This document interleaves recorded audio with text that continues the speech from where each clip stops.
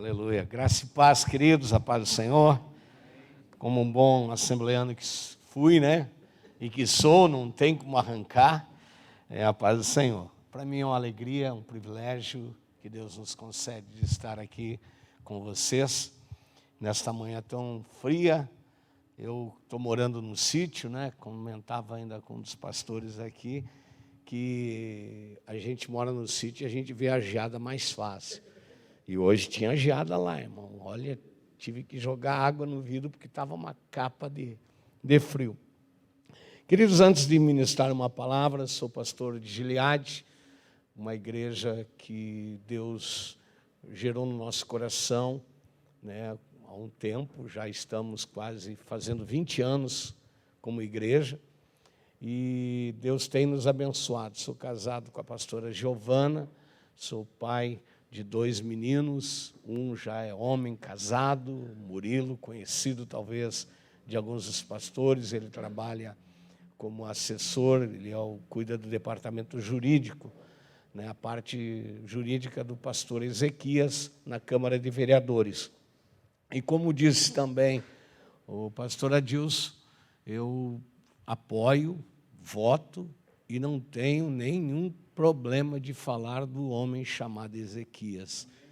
Um homem sério, um homem de Deus, um homem família, um pastor com bases, doutrinas, princípios, um homem que hoje em Curitiba, de todo o grupo que faz parte dessa ala evangélica na nossa Câmara de Vereadores, é o que está mais sendo perseguido. Por quê? Porque ele resolveu que ele não vai concordar com essa esquerda do cão que tem por aí. E vamos falar a verdade, irmãos. Infelizmente, uma ideia antiga que eu fui gerado nela e fui liberto não faz muito tempo, de que a igreja não deveria se envolver com política. Realmente, eu concordo. Só que nós não estudamos esse assunto como deveríamos. Envolver não quer dizer que a gente vai fazer da nossa igreja um palanque, um reduto de política. Claro que não. Mas nós, igreja, ficamos muito tempo dizendo que era o diabo. E agora, irmãos, o diabo está requerendo o lugar que ele achou que era só dele.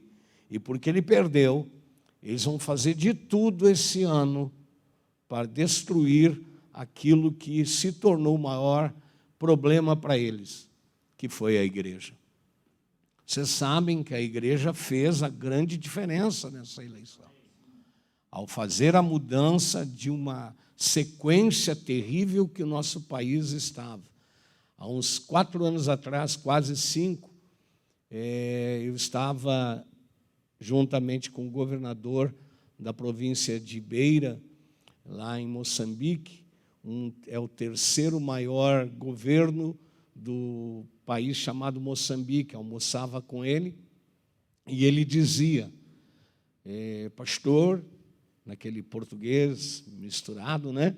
Pastor, vocês terão maior oportunidade. Se o Brasil não acordar, o Brasil se tornará esta miséria que é Moçambique. Isso eu gravei até o jeito que ele falou. E eu fiquei olhando, e hoje, há 5 anos, tendo 54 igrejas no país de Moçambique, eu vejo Covid, irmãos. Não matou nada naquele lugar. Vocês não ouvem falar de Covid na África? Não. Porque me permitam, com todo temor, acho que não tem ninguém aqui esquerdopata, mas os negrão não morreram. E aí diz assim que eles são melhores que nós? Acho que são, irmãos. Porque eles não morreram de Covid. O Covid não entrou naquele lugar. Teve mortes, teve problemas? Sim, teve. Mas o que mata naquele povo é a fome. O que mata naquele povo, irmãos, é falta de saúde, saneamento básico, cólera, tifo. Tifo, alguém aqui dos mais antigos sabe do que eu estou falando. Tifo é uma doença que foi erradicada da história da vida das pessoas. O tifo matou mais de 50 mil pessoas numa só província, num Biase, lá em Moçambique, inclusive crentes da nossa igreja. E o tifo, os mais antigos sabem, que era uma febre que as pessoas pegavam por falta de esgoto, falta de cuidado na água. Eles pegavam uma bactéria e, de repente, a pessoa começava a ter uma febre momentânea e passava dos 40 e, de repente, a pessoa caía morta. Hoje, isso lá é o que mais mata. O Covid não mata. O que mata lá é cólera. O que mata lá é dengue. O que mata lá, irmãos, são doenças que a gente fica bobo. O Covid não matou, irmãos. Eu tenho 54 igrejas naquele lugar. E para dizer que não morreu, acho que nós temos 10 pessoas que morreram de Covid. E essas pessoas que morreram foram pessoas que moravam nos centros urbanos daquele lugar. E aquele governador, que já não é mais governador daquela província, ele disse: o Brasil, que foi quando elegemos Bolsonaro como presidente, se o Brasil não fizer algo, o Brasil se tornará uma Moçambique. E Moçambique, não pense, irmãos, que é um país pequeno, é um país com um produto interno bruto forte, tem muita água, tem muita terra para ser plantada, tem muita esmeralda, diamante, petróleo, ferro, tem produtos. Mas hoje, irmãos, eu não estou falando do que me disseram, a internet me informou, eu vi uma China mandando e desmandando naquele lugar. A bandeira daquele país é só um enfeite na internet. O que tem uma bandeira vermelha em alguns locais que eles são donos. Eles estão construindo a maior estrada de Moçambique, que vai de Beira, no porto, até Maputo, na cidade capital daquele país. E eles, ao fazerem isso, o projeto deles é 10 anos, fazer uma estrada duplicada, que lá não tem estrada duplicada que nem as nossas. Mas não, vocês imaginam o que eles estão fazendo. Mas eu não vim falar disso aqui hoje. Agora eu preciso dizer aos pastores: não fique em cima do muro. É uma fala do vereador: não fique em cima do muro. Chegou a hora de nós fazermos alguma coisa. Queridos, com muito temor, existe uma raiva da igreja. E se você não viu ainda, acorda. Se eles voltarem, não sei o que vai ser. Eu sei que, como homem de Deus, como pregador do Evangelho, como pastor, eu sei que eu não trabalho para mim, eu trabalho para Deus. Mas o projeto de Deus nunca foi, queridos, que o Brasil se tornasse um país comunista, que aqui o Evangelho fosse amordaçado. Nunca foi. Desde garoto eu ouvi pregar nas escolas bíblicas dominicais, da qual eu participava, que o Brasil seria o grande celeiro missionário do mundo, e é. Deus não tem projeto para que isso acabe. Agora, depende de nós tomarmos atitudes. Esses 200, o pastor que antecedeu falou dos 200, eu creio, irmãos, que nós podemos ser a maioria do Congresso, a maioria do Senado. O que está difícil é de homens sérios, porque, infelizmente, o passado é complicado. Infelizmente, eu falava com um esses dias, meu amigo, votei nele para deputado federal, e ele chegou para mim: quando é que eu vou lá na tua igreja? Eu disse: nunca. Eu não tenho medo de falar. E eu falei para ele, falei para Takayama, irmãos, meu amigo, joguei bola quando cheguei em Curitiba com ele. Eu disse para ele: cara, você é a maior vergonha como deputado federal. Ele me olhou: você nunca vai ter meu voto e nem entra no pátio da minha igreja. E está na hora da gente começar a fazer isso, pastor. Pode vir, a porta está aberta. Agora, não venha querer entregar santinho aqui dentro, que eu chamo a polícia, é a lei, ali manda prender, irmão. Você tem que trazer homens sérios para que a tua igreja diga assim: ó, o pastor é amigo de homens sérios. E eu creio que o Ezequias é um homem sério. Eu convivo com ele. E amanhã ele vai ganhar o número, amanhã já sai o número, e a coisa, ele vai a deputado estadual. E eu creio nisso. Também tenho um candidato, estou fechando com um candidato federal, um homem que tem que ter história, tem que ter nome, tem que ter os requisitos principais. Sabe, irmãos? E nós vamos, em nome de Jesus, passar de 200. Se a igreja que se chama pelo meu nome, orar, me buscar, se humilhar, mas principalmente se converter. Nós não somos movidos à linguiçada e à camisa e à cesta básica. Ô irmão, chega e fala isso para o teu povo. Eu não tenho medo de falar, irmãos. E não tenho medo de cometer crime político. Eu tenho que defender aquilo que eu creio. Ah, mas pastor não fala. Irmão, dentro da minha igreja eu falo. Eu falo, irmão. Ah, mas não pode, me denuncia. Eu vou para o processo, estou nem aí. Agora, eu creio que o meu Redentor vive e eu tenho que defender bases que estão na Bíblia. Amém? Glória a Deus. Vamos lá. É uma alegria ministrar aqui com os irmãos. É um privilégio, uma vantagem, um grande presente de Deus.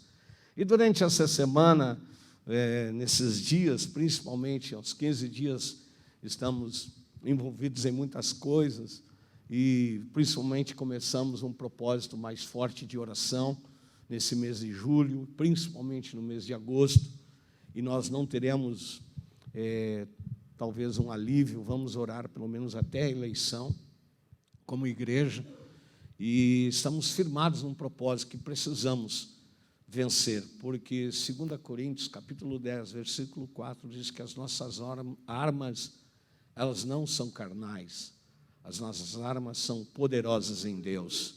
Sabe, pastor, usa arma. Se eles disserem que nós estamos dizendo que é Bolsonaro, diz assim, usa arma, mas é Bíblia. Conhece a Bíblia, pastor, tira de lá e diz assim, está na Bíblia, nossas armas são poderosas em Deus. Não que o Bolsonaro seja o nosso salvador, irmão, não. Eu, particularmente, se eu pudesse dar um conselho para ele assim, fica quieto um pouco. Se eu pudesse. Mas sabe por que nós votamos no Bolsonaro? Porque ele não tem medo desses falastrão que tem por aí. Ele hoje é o presidente que mais tem processos por aí. Mas sabe por quê? Porque ele é o homem que eu votei nele. E eu votei porque alguém tinha que falar. Porque chega de igreja, de pastores, ficarem quietos, aceitando tudo. E agora o Lula diz que vai ser presidente, pastor também. Ah, meu Deus do céu, sangue, foi, vamos embora. Eu orava ao Senhor, e ontem, de manhã, no meu período de oração, eu orava por estar aqui com os pastores, né? Alguns eu conheço, outros são figuras novas, homens de Deus. E eu pedi a Deus uma palavra que viesse ao encontro de vocês. Eu não vim aqui pregar para pastor, eu vim aqui liberar uma palavra de vitória para você. E em 2007, bem nessa rua, na David Towns, eu fui convidado para participar de uma reunião aqui na Shalom, em 2007, 2006 para 2007. E quando eu vim na reunião ali com o pastor Odilon estava viajando, estava de férias. E quem me atendeu foi o pastor Júnior, pastor que cuidava dos jovens e que cuidava também dos encontros com Deus. E naquela tarde ele me recebeu muito bem, estava eu, pastor Éder, pastor Wilson, e tinha mais um que não era pastor, mas era uma pessoa da nossa confiança, que estavam ali para nós ouvirmos falar um pouco do que estava acontecendo com aquela igreja. Eu era uma igreja Assembleia de Deus, mas eu queria algo novo, queria algo diferente para a minha igreja. Eu acreditava no mais de Deus, no sobrenatural, no novo. E quando ali estive, conheci toda a estrutura que você sabe, são vizinhos, conhece a história do homem mais magro do meio pastoral, né? Que ele come bem, mas não engorda. E o pastor Elias me liberou uma palavra na época, e nossa igreja é uma igreja que tinha 600 pessoas naquela época, E quando eu disse que eu queria fazer uma transição da nossa igreja, de uma igreja pentecostal, tradicional, porque é só aquela... todo pentecostal não aceita que chame ele de tradicional. Mas eu era trad, irmão. Era gravata prega, paletó, tem unção, essas coisas. Sapato ungido, brilhoso, meu Deus, essas coisas. E ele chegou para mim e disse, bem simples, pastor, o senhor é motorista? E eu pergunto para os pastores, quantos são motoristas aqui? Levante a mão. Que tem carteira, dirige. Né, irmão? Porque motorista que não tem carteira não é motorista. Quantos aqui, levanta a mão? Quantos aqui já dirigiram uma carreta? Olha ali, 1, 2, 3, 4. Você se habilita a dirigir uma carreta carregada com 27 mil quilos, que dá um total de 42 numa carreta simples, né, irmão? Me ajuda aí. Se eu te der uma carreta aqui na frente, para fazer uma manobra aqui com ela, você faz? Eu dirijo. Conversa, irmão. Pois interessante, quando eu estava orando, ontem, Deus me fez lembrar.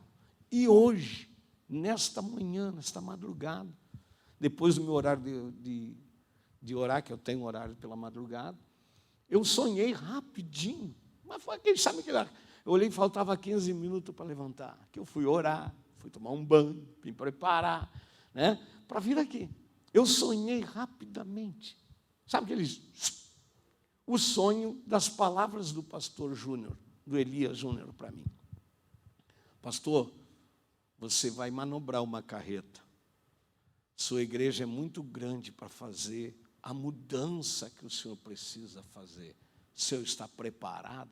O senhor está ciente das coisas que poderão acontecer? Na época, aquilo marcou, tal. E hoje pela manhã, ao vir ministrar para cá, antes de estar aqui, Deus me fez eu sonhar manobrando uma carreta. E como eu já dirigi carreta, já fui para o norte do país dirigindo, fui até Paragominas buscar madeira lá, em cima de um Volvo NL12. Né? Eu tenho umas experiências da coisa, e não é fácil manobrar. E eu me vi manobrando uma carreta, e não era a minha carreta. Era alguém que pediu para que eu manobrasse. E eu entendi nesta manhã que eu deveria conversar com vocês um pouco sobre o que o pastor orou aqui até. Sobre a questão de crescimento, questão de manutenção, na questão de manobrar a carreta que se chama a igreja. E aí, queridos, eu fui para a palavra, e eu nem vou abrir a Bíblia para os irmãos agora. Vou quebrar a primeira regra de um assembleano, que se o assembleano não ligar, de assim, para não ficar só nas minhas palavras, mas eu vou deixar o texto para o final, porque eu quero conversar com vocês, para não ficar como um sermão. Vim aqui pregar um sermão, não.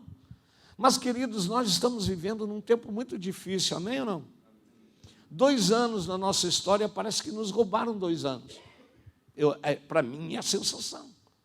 Porque 2 anos que nós fomos impedidos, fomos proibidos, fomos fechados, fomos vigiados, fomos perseguidos de certa forma. Tudo que fazíamos, estávamos correndo risco de chegar a polícia militar, polícia metropolitana, polícia municipal.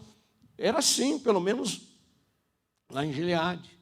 E ainda eu, irmãos, sou meio louco. Acho que todo pastor tem um pouco. Amém, queridos? Estamos juntos? E aí eu tenho um pátio muito grande na minha igreja, quem já foi lá sabe. Eu resolvi pegar uma carreta de som. Já que eu não posso fazer culto dentro da igreja, eu posso no pátio. Irmão, tem acho que uns 3 denúncias lá e não deu em nada, graças a Deus. Mas os vizinhos no primeiro dia choravam na janela. No terceiro culto eles começaram a jogar pedra.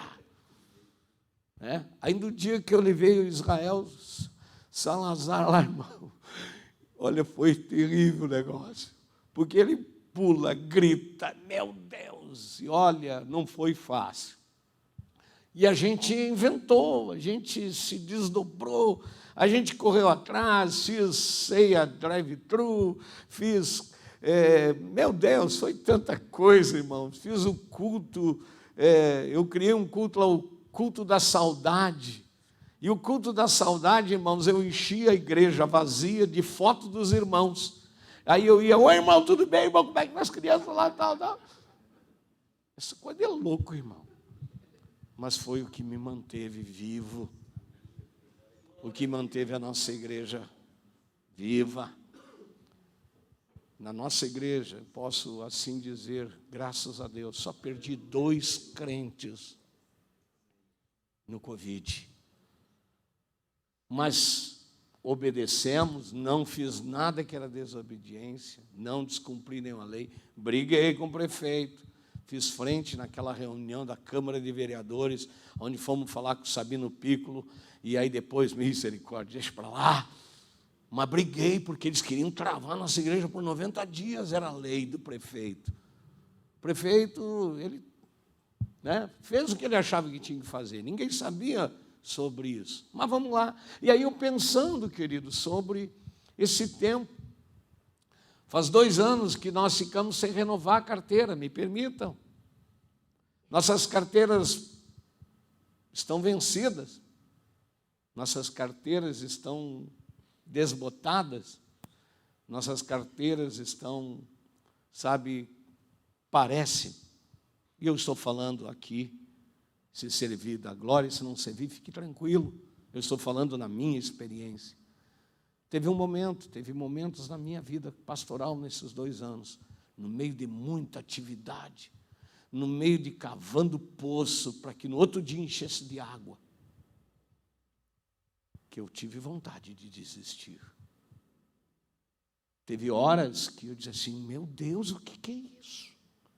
E a igreja em si, ela se transformou, talvez seja só em Gileade. A igreja teve uma mutação, não virou Hulk. Se virasse Hulk, ficou mais forte, mas ela virou, acho que uma formiguinha. E se fosse a formiga da Bíblia, ela estava trabalhando, nem isso ela trabalha. Hoje, queridos, não sei, eu estou falando de Gileade.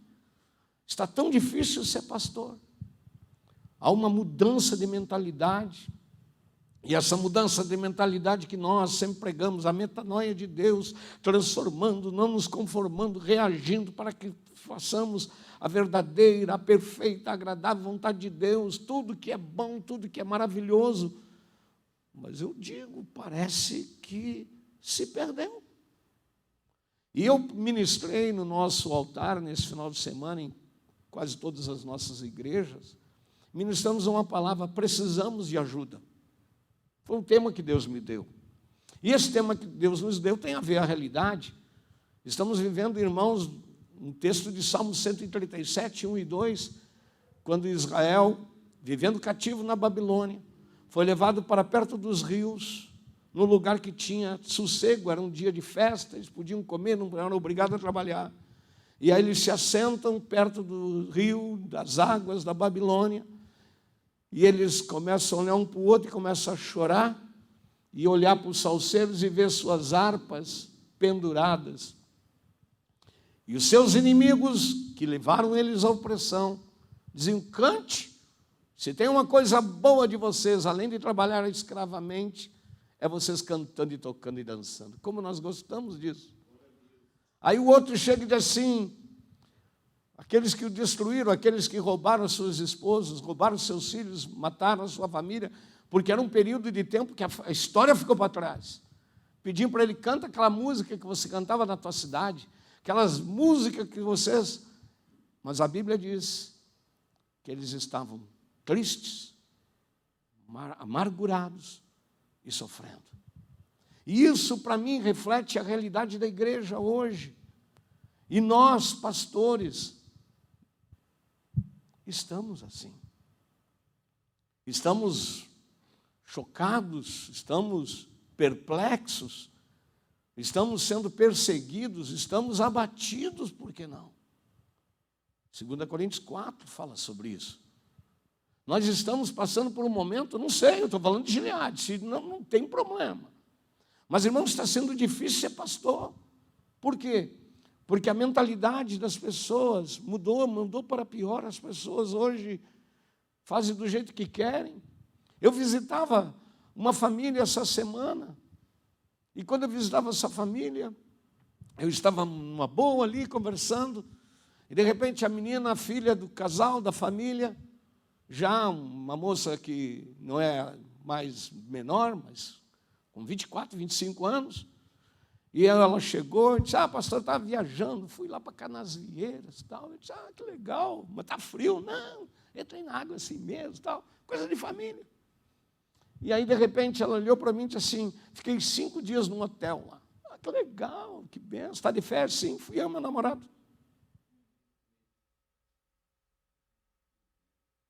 Vou voltar, filho. Falando com o seu pastor, contando que ela estava no pecado.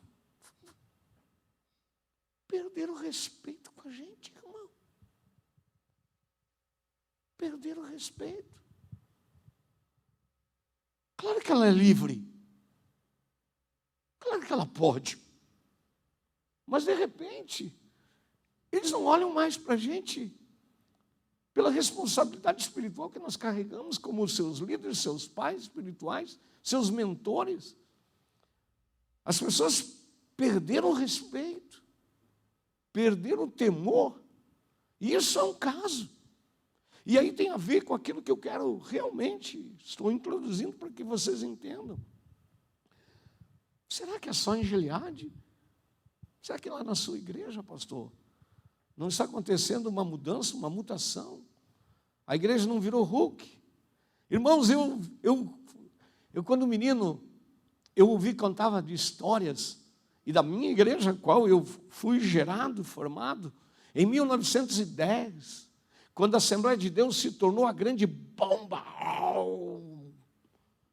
Eles surgiram, queridos.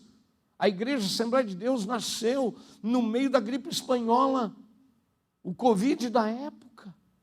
A igreja prosperou, a igreja era milagres, vigílias, orações, grandes líderes se levantaram, se esparramou de norte a sul, que em qualquer lugar tem Assembleia de Deus, pode não ter uma católica, mas tem uma portinha da Assembleia. Se multiplicaram como igreja, por quê? Porque eles passaram pela maior praga de doença que houve na história do mundo brasileiro antes do Covid.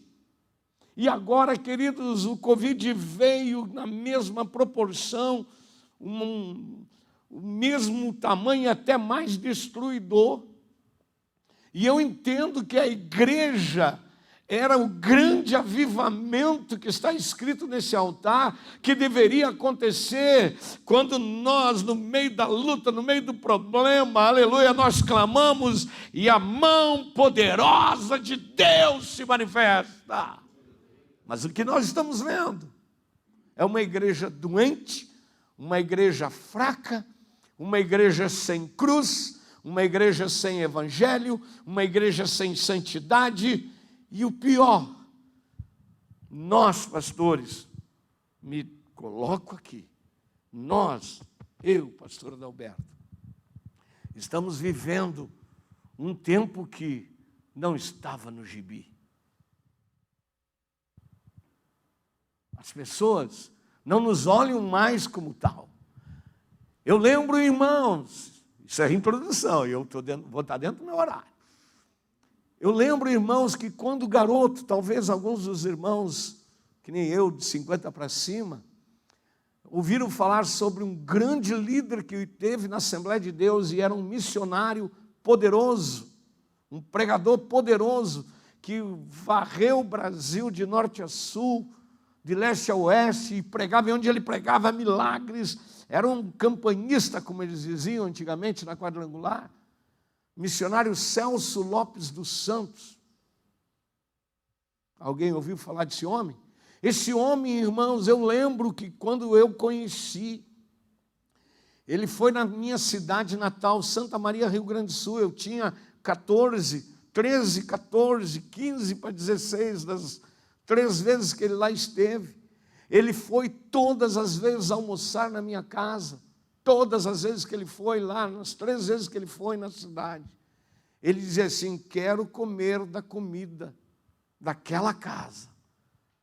E quando ele ia lá, irmãos, eu lembro-me, ele tinha assim um aspecto de você, Deus, assim, bonito.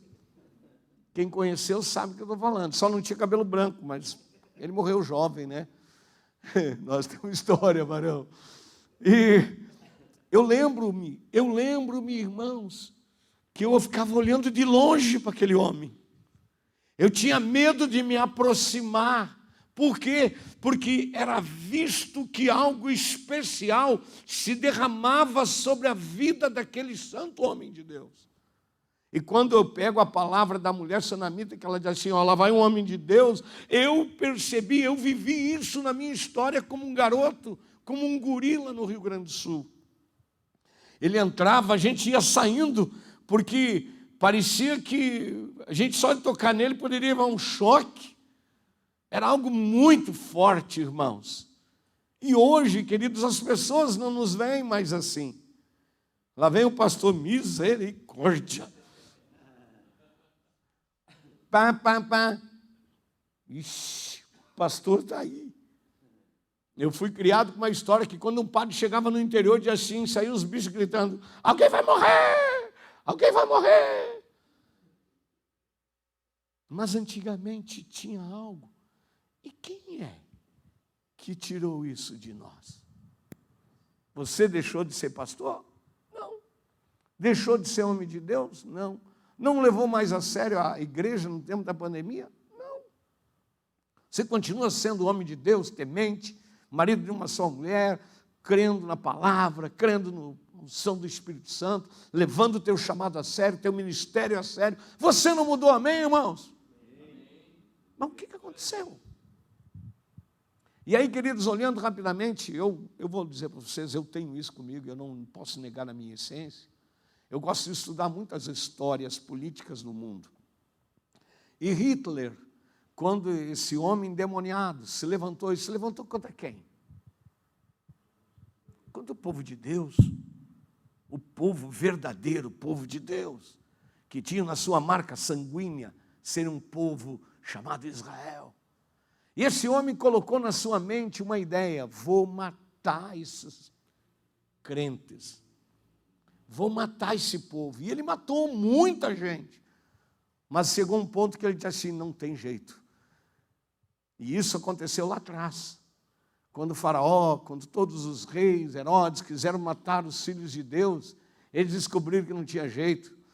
Por quê? Porque as mulheres hebreias eram melhores que as outras, eram mais fortes, elas davam luz aos seus próprios filhos. Na história isso fala que para tentar destruir o povo de Deus não é fácil, não consegue. Passou-se os anos, as culturas marxistas, todas as culturas e culturas que para mim isso não é cultura, isso é uma nojeira, fizeram desenvolver o quê? Uma técnica, uma estratégia de calar-nos. Mas eles sabiam que na história de Hitler foi um fracasso. Por mais que ele conseguiu resultados, foi um fracasso. E aí o que acontece, irmão? Politicamente falando, e não de política, mas politicamente falando, a história, nós temos que estar inteirados disso. Eles descobriram o quê? Que não consegue, não adianta fechar a igreja. Irmão, quantas igrejas estão fechadas no mundo? Parece besteira, mas tem países que a igreja é proibida, a igreja é uma igreja escondida, uma igreja de porão, igreja de cavernas, igrejas de subterrâneos. Estamos vivendo, mas isso existe. A igreja do Senhor não pode ser fechada. Glória a Deus. Mas o diabo, com seus aliados e com as suas estratégias, ele tem feito com que eles tenham aumentado a sua estratégia. E, queridos, nós estamos vivendo no pior de todos os tempos, aonde eles não vão matar a igreja. Eles desistiram dessa ideia. Eles querem fazer o quê? Eles querem minar o poder, a autoridade da igreja. E isso eles não fazem com a igreja, eles fazem isso com a gente.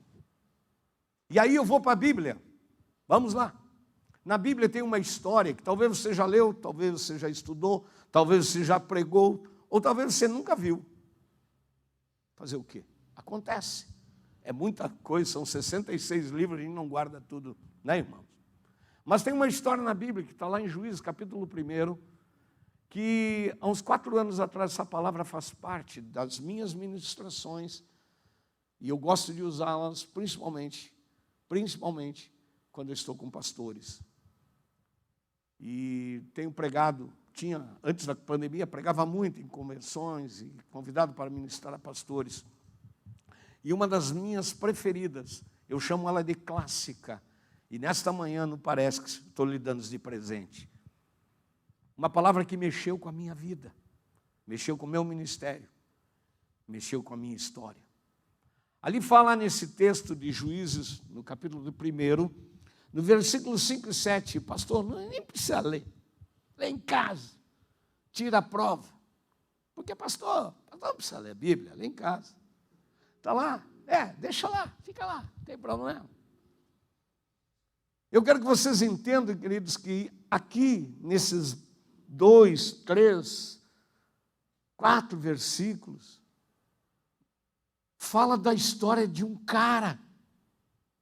Me permita a expressão, mas de um cara abusado, um ditador, um cara que era um endemoniado, que ele tinha prazer de destruir a autoridade de reis.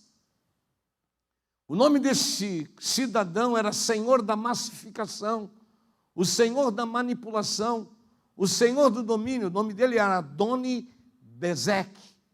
Senhor de Adoni-Bezeque, de manipulador, massificador, opressor. Esse cara era um tirano.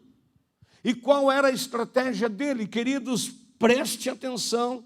Não vai encontrar aqui, você vai ter que procurar. E aí procura o que eu encontrei. Porque esse homem, a sua história, a sua perseguição destruiu, queridos, 70 reinos. Só 70 reinos. E esse homem tinha no seu poder de estratégia não matar, não botar fogo, não queimar, não selar, lacrar portas de reinos. Mas ele escolhia um lugar, e nesse lugar que ele escolhia, ele implantava seus súditos para se infiltrarem no meio da igreja, vamos usando assim, naquela cidade, porque as cidades não eram como hoje, estados, países, não, eram verdadeiros núcleos, grandes fortalezas, cidades que eram grandes, aí tinham os arredores, e ali era o reinado daquele rei, daquele ser, daquele senhor. E Adoni-Bezeque se profissionalizou, ele se pós-graduou em destruir reinos. E Adoni-Bezeque, nas suas ações, irmãos, ele entrava numa cidade, descobria os pontos fortes, se valeria a pena ou não a sua investida. E quando ele percebia que valia a pena, que era uma cidade que tinha riqueza, ele fazia com que aqueles que ele tinha plantado naquela cidade facilitassem o acesso para que eles invadissem. E quando eles invadissem aquela cidade, eles não matavam pessoas simples daquela cidade. O alvo principal, estratégico dele era entrar na casa do rei, no palácio real. E a Bíblia, irmãos, relata aqui nessa breve comentário sobre esse homem, que ele tinha na sua principal estratégia, ele entrava na casa do rei, e pegava o rei e fazia com que o rei convocasse uma assembleia real com todos os seus súditos. E quando todos se reuniam para ouvir o edito do rei, ele pegava o rei e se apresentava: eu sou Adoni-Bezeque, e a partir de hoje o seu rei, ele irá me servir. E aí isso chocava o povo, porque estavam protegidos. E aí nós sabemos que se matar o pastor, as ovelhas se dispersam.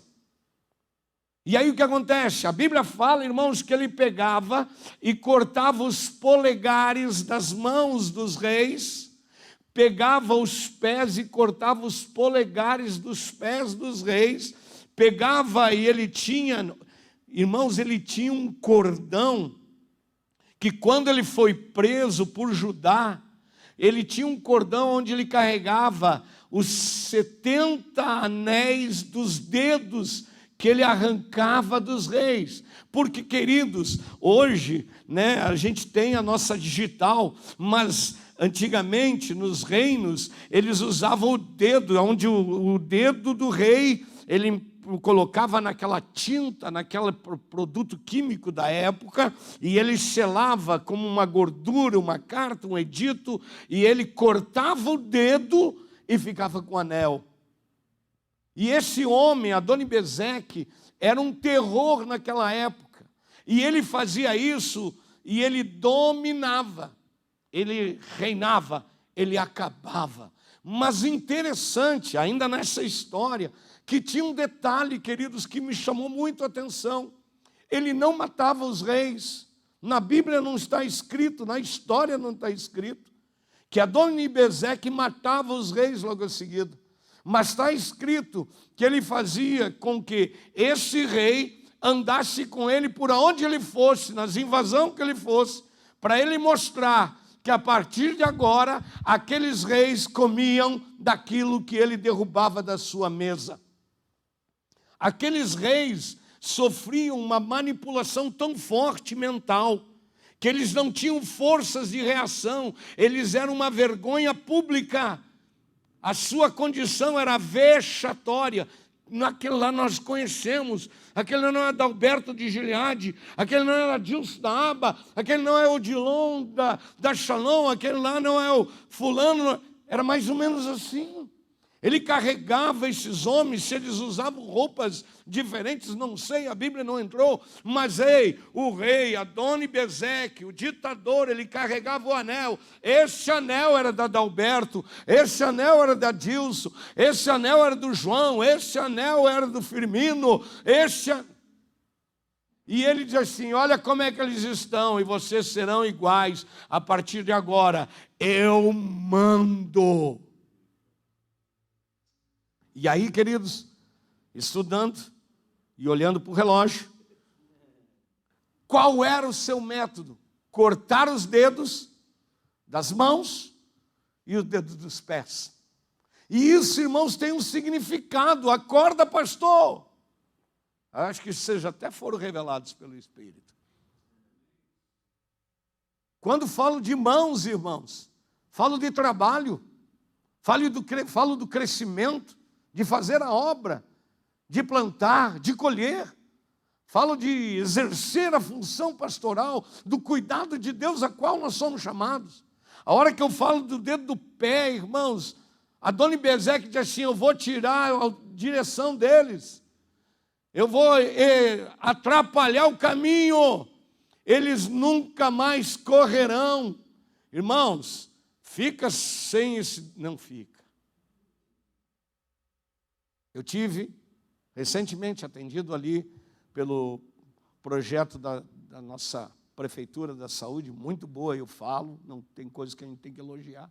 Para mim, meus 57 anos, descobri que fiquei diabético, nunca cuidei, Coca-Cola, tomava uma Coca-Cola por noite, gordura, massa, lasanha, coisa nada, pastor, né? Você sabe o que eu estou falando. 5 pães e 2 peixinhos, Nunca me cuidei. Mas chegou, irmão. Chegou e entrou assim, ó, arrebentando com tudo. E aí agora estou sendo cuidado pelo plano dos diabéticos de Curitiba. E é excelente. Se você está pagando, é teu, tem dinheiro. Vai para lá que você vai ver que é bem cuidado. E aí, queridos, nessa questão de cuidado, eu tive há 4 anos atrás uma desavença com o meu médico.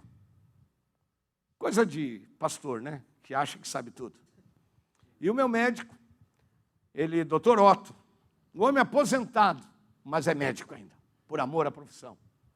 E ele cuida, no meu caso. E ele chegou para mim e disse, pastor, senta aí. E ele sabia que eu era pastor. Disse, você é muito teimoso, pastor. Eu olhei para ele assim,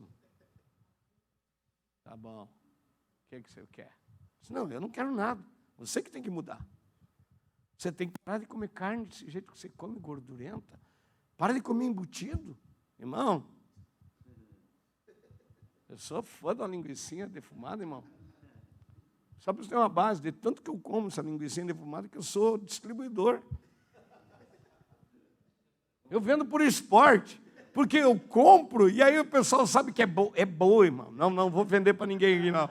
Não vou nem dar meu telefone, mas eu mostro para vocês. Falei para o pastor aqui, falei para o irmão Valdir aqui, que de queijo eu entendo. Irmãos, eu moro no sítio, e do lado da minha casa descobri uma velhinha que tem uma habilidade de fazer um queijo branco, que eu nunca comi um queijo igual aquele. Sabe quanto que ela faz por semana para mim? 15 a 20 quilos, toda semana ela me entrega.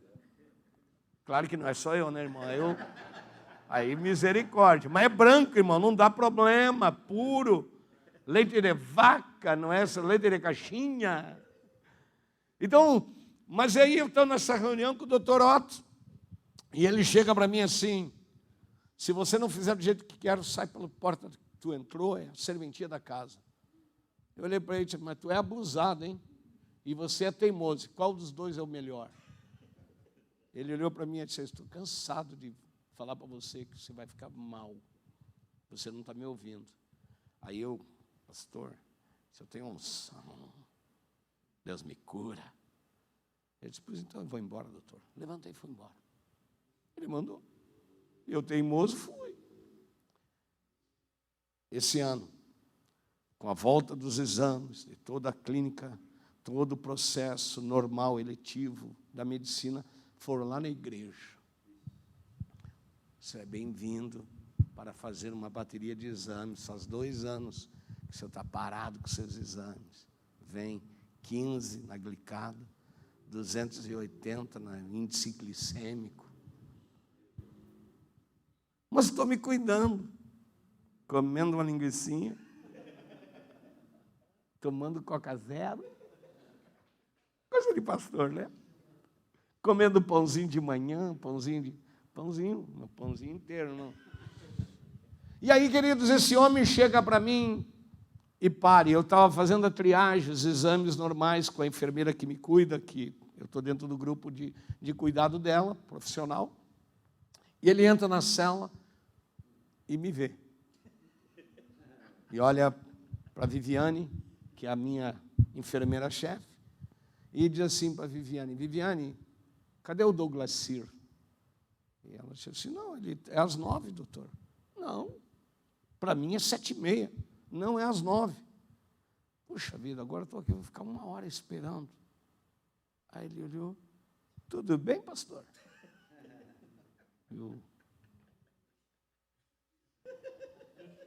E ele encostou assim, irmão, na parede. E eu nem queria olhar, era o diabo, irmãos. Aí ele chegou para mim e disse assim, daí, Viviane, como é que está o meu amigo aí? Zerou? Aí ela disse assim, vamos fazer o exame de sangue, mas o que está aqui, da última, está terrível. Aí disse assim, sabe como é que é a vida? Sei, eu sei que o senhor sabe. A doutora Vanessa foi embora para os Estados Unidos. Você gostava dela, né?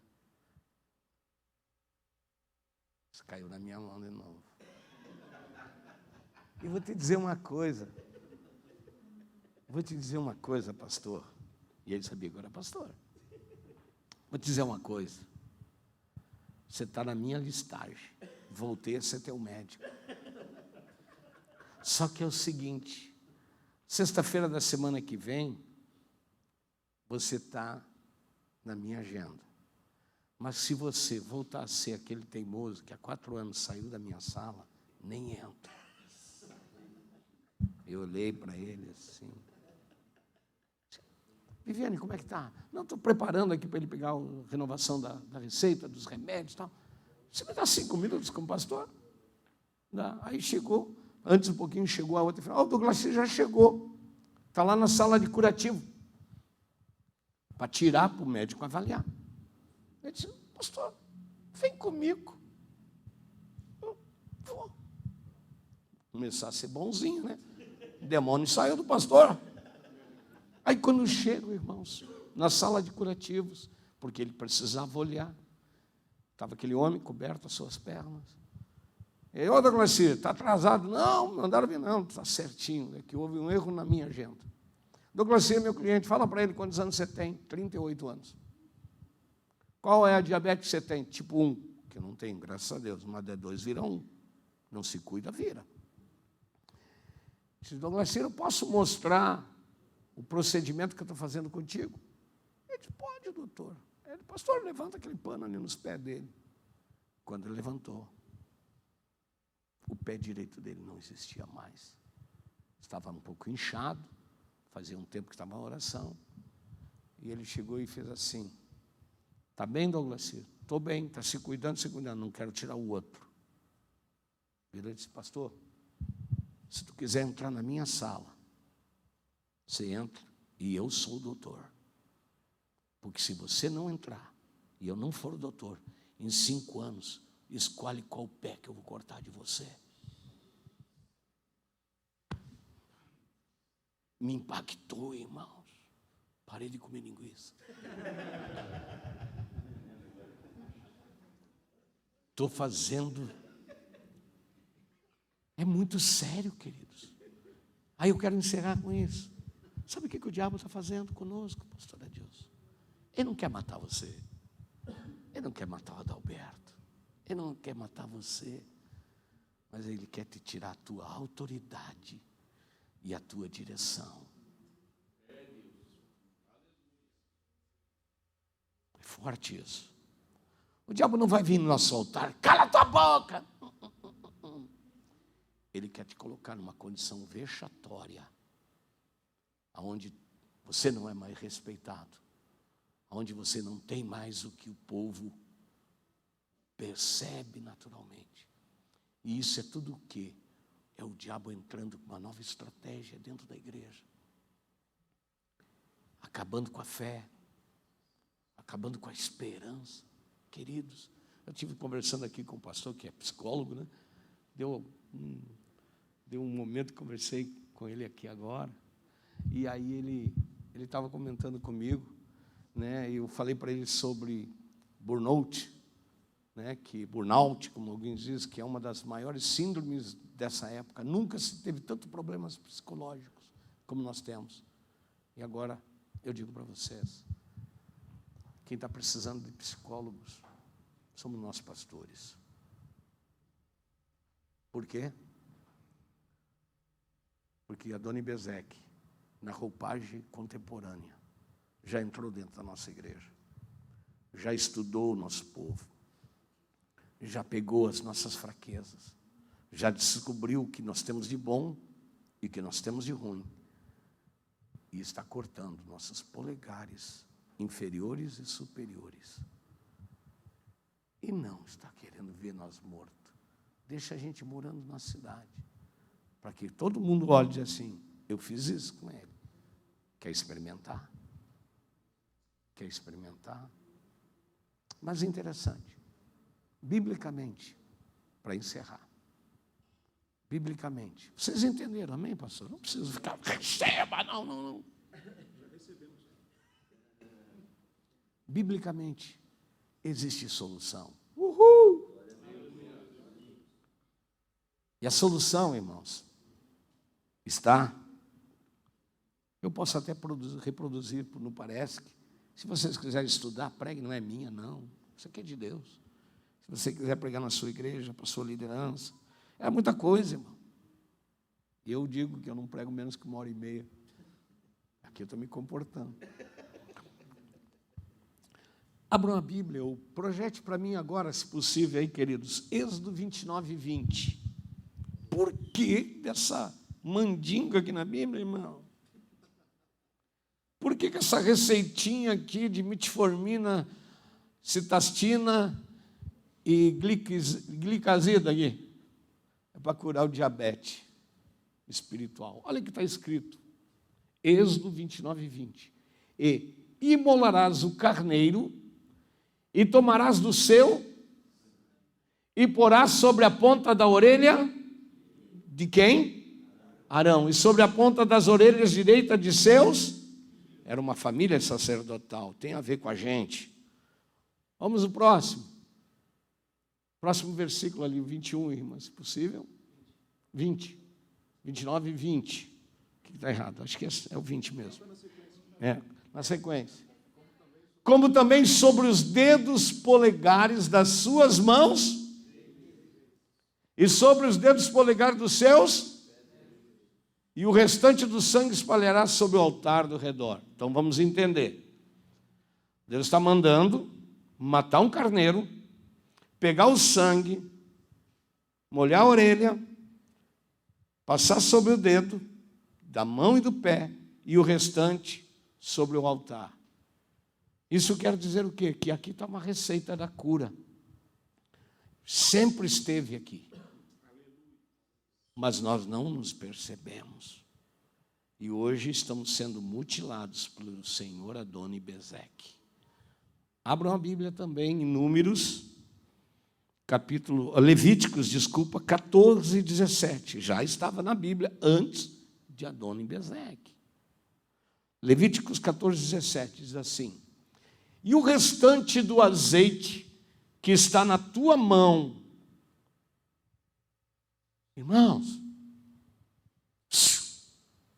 presta atenção. Ô pastor, vigia. Você não perdeu o azeite, tem pouco, mas está aí. Você não está com a botija multiplicando, mas tu tem azeite. E o resto do azeite que está na tua mão, o sacerdote porá sobre a ponta da orelha direita daquele que tem que ser purificado, e sobre o dedo polegar da sua mão direita, e sobre o dedo polegar do seu pé direito, em cima do quê? Do sangue da expiação da culpa. Eita, vou dar uma da assembleia aqui. Preciso revelar, irmãos, nós, pastores, temos a chave da vitória. Nós temos a unção da vitória. Nós temos o poder da vitória. E isso está no quê? No sangue do Cordeiro. Está no óleo do Espírito Santo. Então precisamos fazer o quê? Começa por mim. Começa por nós, pastores. Nós devemos sim apropriar, se apossar, usufruir do poder do sangue do Cordeiro. Adoni-Bezeque errou aonde, irmãos? Ele só cortou o serviço, só cortou o crescimento, só cortou o caminho, só impediu os resultados. Ele não cortou as orelhas. Foi o que o Espírito Santo falou comigo. Ei, tem solução para até aqueles que estão mutilados. Ele se esqueceu da orelha. Porque, ei, se você ouvir a minha voz, não endureçar seu coração. Sabe qual é o problema de todos que se levantaram contra a igreja? Que eles não nos impediram de ouvir a voz de Deus. Fique de pé, pastor, chega.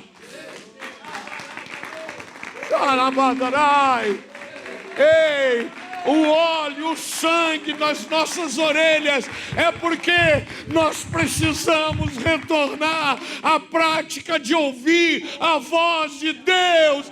Deus fala ainda com os seus pastores.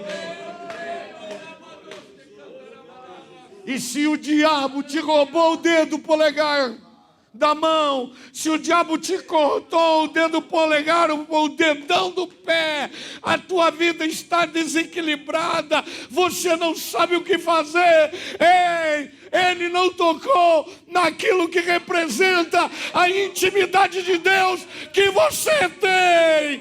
Clama-me e responder-te-ei, anunciar-te-ei segredos, mistérios, poder, estratégia para vencer Adoni-Bezeque.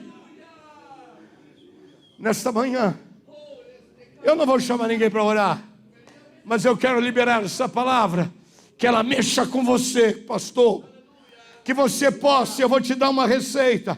Chega na frente do espelho hoje, chega lá na sua casa sozinho e olha para dentro do espelho, leva a mão na tua orelha, ei, Senhor, ela está aqui ainda. Não olha para os pés, não olha para as mãos, não. Isso ficou corriqueiro, está corriqueiro. Pastores sem ânimo, sem força, sem coragem, sem direção, sem resultado. Mas por quê? Porque a mutilação do diabo, ela não é capaz de impedir o chamado de Deus na minha vida, na tua vida.